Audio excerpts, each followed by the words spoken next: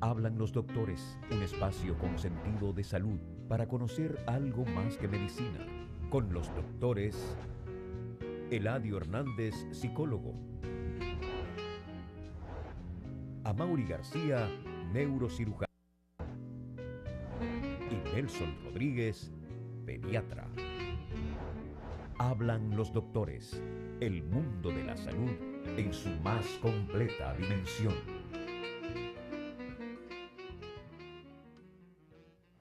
Muy buenos días, hablan los doctores. Después de haber pasado, ¿cuántos días, doctor? Buenos días, amigos televidentes. Buenos días, Eladio. Bueno, calcúlele viernes, sábado, domingo, lunes.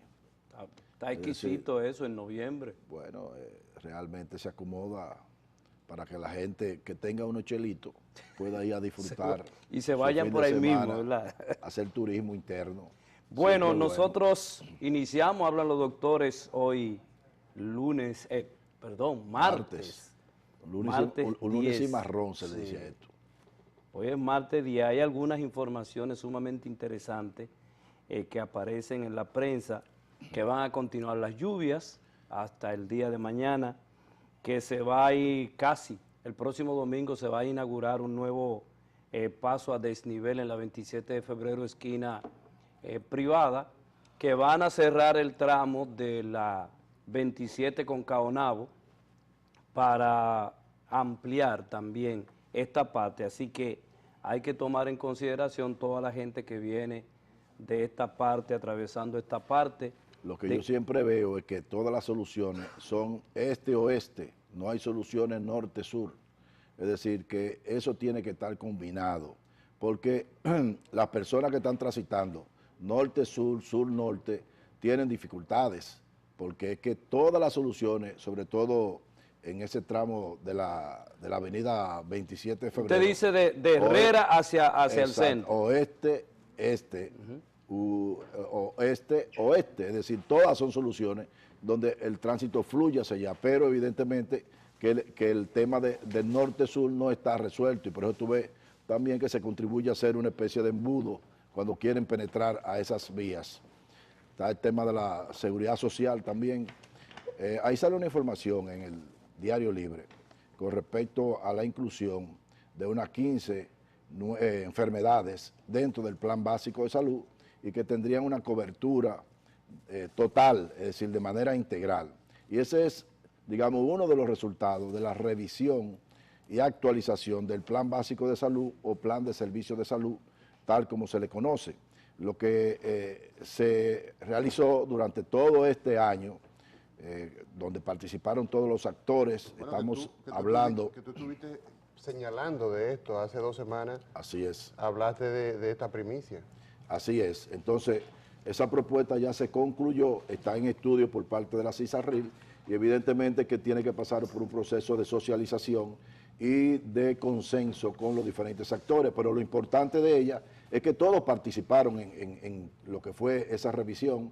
Estamos hablando de la CISARRIL, las administradoras de riesgo de salud, estaba el Colegio Médico, la sociedad especializada, el Ministerio de Salud Pública, la Seguridad Social, en fin, yo creo que hubo una participación democrática, plural, de una u otra manera. El resultado ha sido producto de una participación de todos esos actores. Ahora falta que evidentemente a nivel de la CISARRIL, que es como ente regulador de todo lo que tiene que ver la relación entre administradora de riesgo de salud y los proveedores de salud, pues terminen a hacer sus estudios preliminares y porque tiene un costeo, esto es lo importante, es decir, que no solamente... Pero espérese, doctor, ¿la CISARRIL está por encima del ministerio o no? Para esto sí. Para esos casos. Sí. Porque es la supervisora, es quien supervisa el proceso de que se le dé cumplimiento a lo que la ley establece. Incluso una cosa interesante que tú señalas, Nelson, en este informe, es que... o sea, ese informe lo da usted, el de la Seguridad Social. El viceministro de Salud Colectiva, Nelson Rodríguez Monegro, asegura que la medida aumenta sustancialmente la cobertura, porque ahora se cubren 17 enfermedades catastróficas y cada una de ellas tiene 1 millón de pesos, lo que significa que son 17 millones. Si alguien tuviera la mala pata de padecer 17 17 enfermedades de alto enfermedades. costo. O sea, que esto es interesante porque hasta ahora lo que teníamos era que usted tenía, o sea, la cobertura era de 1 millón en cualquier, o sea, Un para millón un por año, persona por año. por año. Pero la verdad es que no era así. Es Era decir, menos. No. Es decir, no era así. Sino que Es se decir, interpretaba así. todo el tiempo ha sido como está. Lo que pasa es que ahora se aclararon las cosas. Es decir, cuando se articula una cápita, está, digamos, comprendido esas enfermedades que están incluidas y se hace un análisis del costo unitario por la frecuencia de demanda de eso en términos generales. Como tú comprenderás, existe lo que se llama el manejo de riesgo, aunque aquí en República Dominicana lo que más se ha manejado es el riesgo financiero y no el riesgo en el área de la salud. Es decir, ha habido siempre una lucha por mantener un equilibrio dentro de la finanza, del sistema de seguridad social, pero evidentemente con un contrapeso muy fuerte del lado de las administradoras de riesgo de salud. Es decir, ahora lo que estamos hablando es que realmente hagan el trabajo que tiene que hacer la administradora de riesgo de salud, como su nombre lo dice, administradora de riesgo de salud. Esto implica que en la medida en que la gente no se enferma, ellos podrán tener mayor ganancia. Lo que no pueden hacer es limitar el acceso a los servicios de salud para tener ganancias de cuestiones que están contempladas dentro del Plan Básico de Salud. Por eso esa revisión que se hizo. Pero traduzca esa última parte, porque por ejemplo la gente que no va al médico por años. Bueno, eso es parte, es decir, si la gente no va, ¿qué ocurre? Bueno, eso le queda a la administradora de riesgo de salud. Pero si demanda muchos servicios de salud, eso sería, qué bueno que no se enferme. lo ideal que no se enferme, porque ¿qué es lo que ocurre? Hay una parte de la población que se enferma, hay otra que no se enferma. La cápita contempla a todo el mundo, el 100% de los afiliados. ¿Dónde está la ganancia? Bueno, en evitar que la gente se enferme. Si la gente se enferma toda, evidentemente que el sistema, no la ARS, se va a quebrar el sistema. Si todo el mundo está enfermo y todo el mundo demanda servicio de salud, pues el gasto en salud va a ser sumamente alto. Bueno, entonces, ¿qué ocurre? Que nosotros, para hacer esa revisión y actualización del plan básico, lo primero que tomamos fueron todas las quejas de los afiliados de la DIDA. Es decir, más de 5.000, 7.000, 8.000 personas que elevan quejas a esa instancia que es la Dirección de Información y Defensa de los Afiliados de la Seguridad Social. Ahí están registradas todas esas, en temas de cobertura, que van a buscar servicios y que le dicen eso no está contemplado, que tienen medicamentos, que ese no está incluido, en fin, todo eso para ver cuáles eran las limitaciones en el ámbito de la cobertura.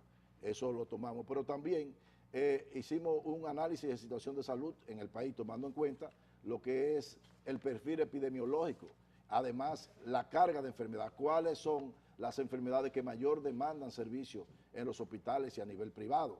También se tomó en cuenta eso. ¿Cuáles son la esas, prevalencia doctor? de las enfermedades. En fin, mira, nosotros tenemos un perfil dual aquí en República Dominicana. Como país en vía de desarrollo, pues todavía las enfermedades infectocontagiosas tienen un gran componente. Pero además de eso, también tenemos las enfermedades las crónicas no transmisibles, que son propias de los países desarrollados, pero también las tenemos. Es decir, que hay que trabajar en ambos en forma simultánea. Mira, en ese sentido, en lo que tiene que ver con las enfermedades crónicas no transmisibles, yo creo que uno de los grandes aportes que hace esa revisión es precisamente el encarar la realidad que tenemos en nuestro país de manejar enfermedades y no procedimientos. Por ejemplo, desde lo que tiene que ver con la parte preventiva de una enfermedad, digamos la hipertensión. Aquí hemos conversado en muchas ocasiones que en América Latina, probablemente una de las regiones donde la hipertensión es más alta, ronda el 30, 35, 37, varía. Pero estamos hablando sobre un 30%, y eso es mucho. Si tú tomas 100 personas y de esos 100 hay 35 con hipertensión, tú estás hablando de una verdadera... Del 34%. ¿Ah? Tenemos alrededor de un 34% de población exacto. adulta. No vamos a pelear por un punto, no. Pero estamos hablando de una enfermedad que representa una epidemia a nivel mundial. Estamos hablando de una enfermedad... Ahora, si tú dices que vas a manejar la enfermedad, tú tienes que consignar que hay una parte, y eso lo consigna precisamente esta revisión, de prevención de la hipertensión, o sea, antes de que llegue la enfermedad, de tratamiento de la hipertensión y todo lo que incluye la enfermedad. Entonces, ¿qué pasa? Tú tienes el caso de que el manejo integral va desde esa prevención hasta la rehabilitación. Y dentro de esas enfermedades ya se consigna que en el caso, por ejemplo, de los derrames cerebrales, están en cobertura. Y eso es una noticia para nosotros celebrarla. ¿Por qué? Porque nosotros no teníamos los pacientes con aneurismas cerebrales, por ejemplo, la gran noticia cuando llegaban a su ARS era, bueno, mira, no está en cobertura porque no estaba considerado como, o sea, no estaba en el plan básico de salud. Y ya esa es un avance importantísimo. Pero mira, ¿cuál es lo que la población debe saber con relación a esta noticia? ¿Cuál es el beneficio? Óyeme, ¿cuál es la noticia en sí?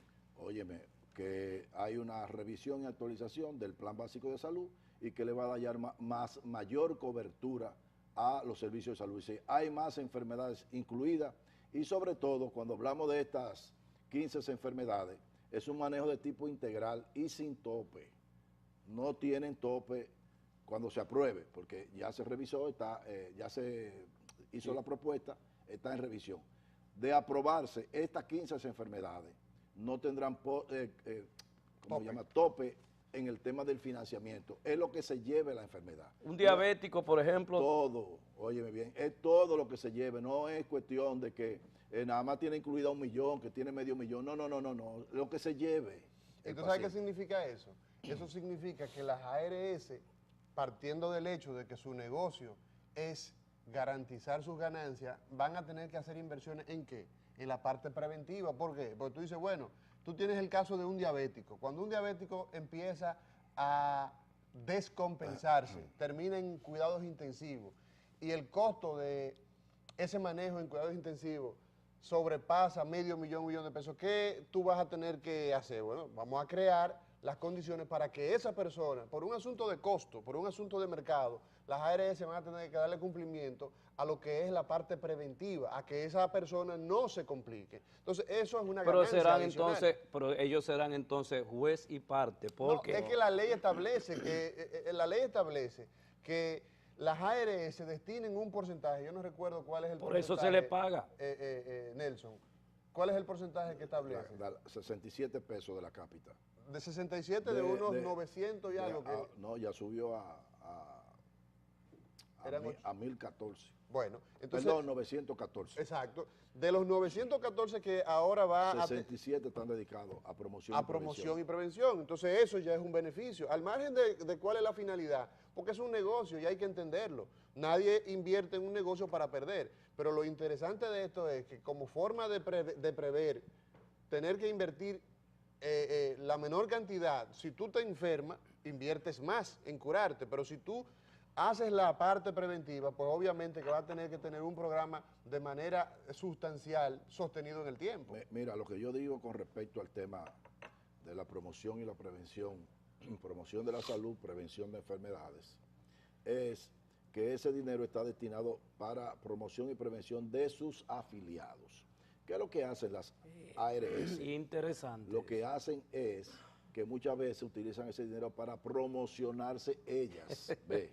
No para hacer planes bien estructurados desde el punto de vista de la lógica de la prevención de las enfermedades. Entonces, ¿qué ocurre? La promoción de la salud y la prevención de enfermedades tiene que ser hacia el colectivo, no en términos individuales.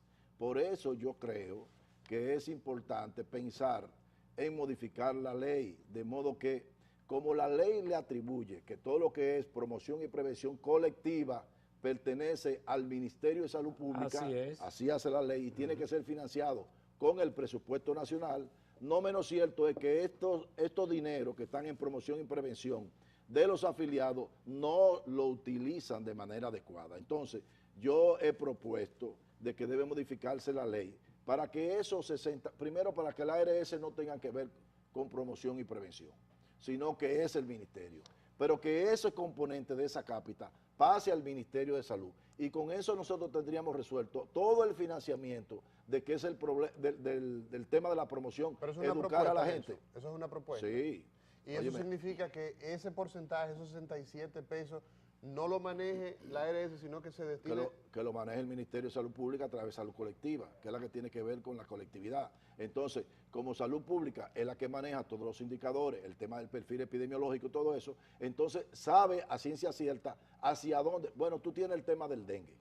Con el tema del dengue, en términos de educación, siempre se habla de que las campañas no son permanentes, también de una enfermedad endémica, pero es un problema de financiamiento al final. Si yo te digo a ti que 67 pesos por cápita, estamos hablando de alrededor de unos 100 y pico de millones de pesos mensuales. Con eso tú tienes para hacer plan de medios, es decir, radio, televisión, de manera permanente, habitual, sistemática. Tú puedes hacer encuestas para ver si realmente le está llegando el mensaje a la gente, si esos mensajes están contribuyendo al cambio de conducta, de hábitos saludables de las personas. En fin, es que nosotros tenemos demasiada información ya para tomar decisiones correctas. Ahora, eso implica afectar intereses. Por eso implica... ¿Es una propuesta suya? Claro, implica desde luego... Está afectando interés entonces. Implica desde luego que hay que modificar la ley. Y entonces ahí vienen muchísimos factores que intervienen. Pero la verdad es que la ley de la Seguridad Social, de cara a luego de alrededor de unos 13 años en que está en práctica y que no hemos tenido, digamos, el desarrollo que quisiéramos, deseado, tiene que revisarse la ley y tiene que introducir una serie de modificaciones. ¿Ves? Si hay un problema también que obstruye, que es el tema del veto, es decir, el hecho de que el sector empresarial, el sector sindical y el gobierno, los tres tengan veto, impide que muchas cosas fluyan ahí. Es un obstáculo. Entonces yo pienso que el único que debe tener veto es el gobierno, en el sentido de que el gobierno es el que debe luchar por los intereses colectivos. Los otros son intereses particulares. El garante de la salud de un pueblo es precisamente... Debe ser el Estado. Es el Estado. No, es el Estado. El hecho de que se haya... el Estado Dominicano se haya dejado vaipulear de la parte empresarial es una gran debilidad. Señores, miren, nosotros aparecemos hoy con una noticia que no es agradable para nada y tiene que ver con el orden institucional. Ustedes han oído hablar de lo que corresponde al Instituto Nacional de Bienestar Estudiantil, que es el INAVIE, donde señala que se ha formado hace ya mucho tiempo, que se alrededor de unos 5 o 6 años, una comisión de veeduría. Y aparecemos que de 7 miembros... ¿Qué es lo que es una veeduría? Son organismos que se dedican a supervisar el comportamiento de instituciones públicas. Por ejemplo, lo que tiene que ver con el cumplimiento presupuestario. Organismo de la sociedad civil. Exacto. Y tienen como finalidad, por ejemplo, verificar el control que tienen que se cumpla con el control de las instituciones públicas, fondos públicos. Entonces, ¿qué pasa? De 7 miembros que tiene, pues 5 renuncian, lo cual significa que queda desarticulada esta comisión. Entonces, uno de los elementos que señala es que dice, bueno, mira, los políticos no quieren que lo supervisen. Los políticos no quieren la ley de partido. Los políticos no quieren hacer rendición de cuentas. Señores, yo pienso que definitivamente que hacemos retroceso importante cuando estas cosas suceden, porque lo que da muestra es que no queremos la transparencia, no queremos simplemente dejar evidencia de las fechorías. Cuando tú no permites que te supervisen, eso es lo que... y estás obligado además.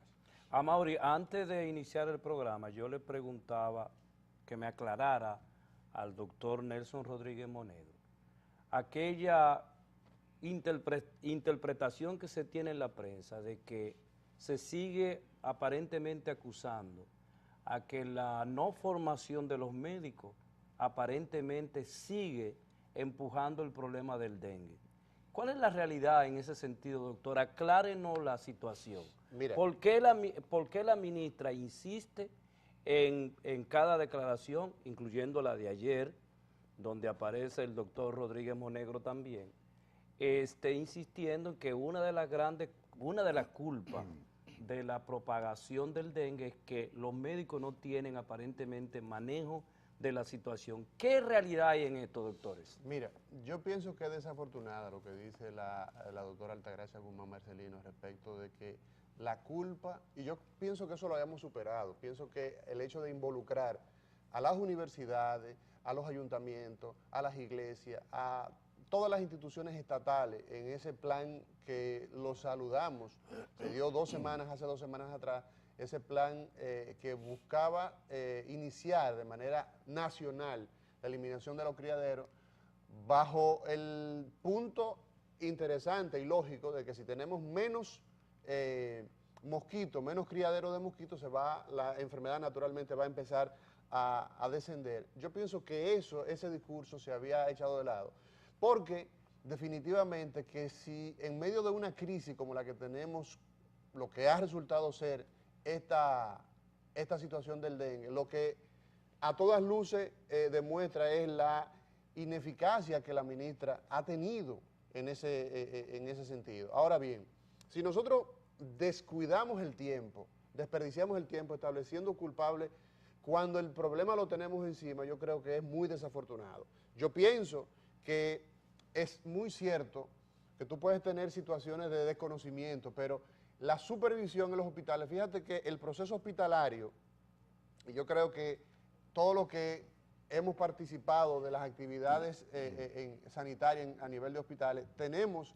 conocimiento de que las actividades en los hospitales son supervisadas o tienen que ser supervisadas. Desde un médico interno, desde un estudiante de medicina, cuando ingresa a un área, tiene un médico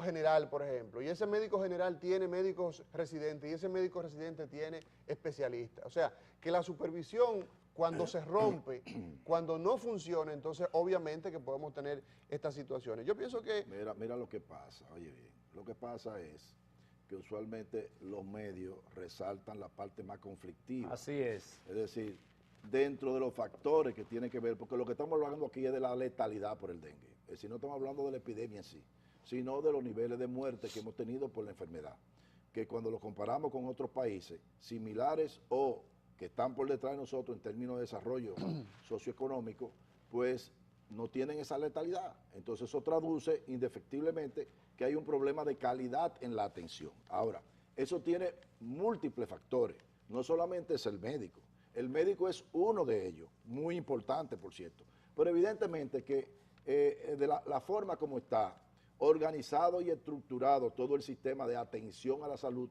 en el sector público en la República Dominicana, deja mucho que desear. Es decir, tiene que implementarse una verdadera política de recursos humanos dentro del sector salud, y ahí tenemos la ley de carrera sanitaria con sus reglamentos que hay que comenzar a aplicarla. Es decir, señores, hay un tema de conocimiento, que eso es indudable. Es decir, ahí no podemos nosotros estar, digamos, dándole vuelta, siendo diplomáticos en el asunto. Aquí, uno de los problemas que tenemos en República Dominicana es que no vamos a la raíz del problema. El tema de la capacitación de los médicos es un factor. El segundo, óigame, el sistema de contratación de los médicos, evidentemente que hay que salvar esa situación ya. Eso no puede seguir siendo así. Es decir, tú no puedes tener un servicio de calidad con un médico que te va 1 hora, media hora, un día sí, otro no. Ahora implica necesariamente que tiene que haber un salario digno, es decir, el médico tiene que trabajar en un hospital de 6 a 8 horas. Ahora hay que pagarle lo que vale eso, hay que pagarle eso, porque uno de los problemas que tiene en términos de gestión interna, precisamente esas lagunas, esos vacíos en los que el paciente no tiene quien lo esté viendo, porque el médico se fue. En los hospitales municipales... Y no hay un sistema electrónico que dé seguimiento. Pero no, es el hospital municipal y provincial. Son hospitales que son de 2 horas, que todo el mundo lo conoce. Wow. Después de las 10 de la mañana ahí hay un médico, tal de la emergencia nada más. Entonces, ¿qué ocurre? ¿Quién le da seguimiento a esos pacientes internamente? Si apenas lo que hay es 2 o 3 médicos en todo el hospital. Estoy hablando de los hospitales municipales y provinciales. Por otro lado, los hospitales donde hay formación, donde hay residentes, yo quiero que me digan a mí donde hay un especialista trabajando con los residentes. Son los residentes los que tienen a cargo el hospital. Ahora, hay un problema de tipo salarial. Hay un tema, ese problema hay que resolverlo. Ve, no, desde luego, todo lo que tiene que ver con el tema de gestión interna de los hospitales, donde va la supervisión, monitoreo, evaluación del desempeño, darle seguimiento a estos pacientes que son de cuidado, evidentemente que hay que hacerlo. Entonces, en el sector salud hay que producir una transformación total de arriba abajo. No podemos seguir con el status quo, no se van a resolver, porque el tema no es la muerte por dengue, el tema es cualquier tipo de muerte, es decir, cualquier tipo de muerte que usted analiza, evidentemente que va a encontrar que la mayoría son evitables, y donde hay de todo, ahí hay falta, ¿cómo se dice?, mala práctica, hay negligencia, falta de supervisión, en fin.